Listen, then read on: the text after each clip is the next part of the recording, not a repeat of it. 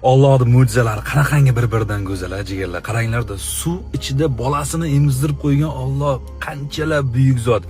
To'g'ri og'ziga borib tushyapti, sut atrofga tarqab ketmayapti, suvlarga aralashib ketmayapti, kit bolasini emizyapti jigarlar. Buni sababi bor. Kitni sutini 40%, 50% miqdorida yog' tashkil qilar ekan. Tasavvur qilishlaring uchun tish pastasi yoki bo'lmasam sariyog'ga o'xshagan quyuq bo'lar ekan suti.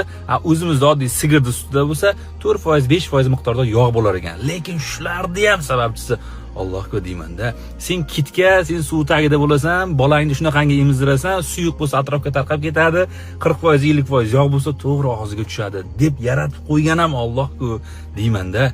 Shunchaki bir chuqur nafas olib, yo Robbim, qanchalar buyuksan, atrofdagi mo'jizalaring. Qarab ko'zlarimiz quvonadi. Yaxshi ko'raman seni, to'g'risi.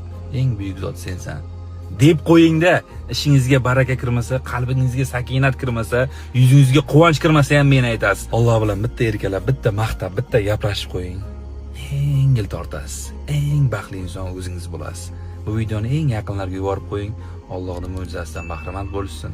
Agar meni kontentlarimda ozgina miqdorda bo'lsa ham manfaat, foyda olayotgan bo'lsangiz, obunani bosib qo'ying. Haqiqatan ham Allohning mo'jizalari go'zal.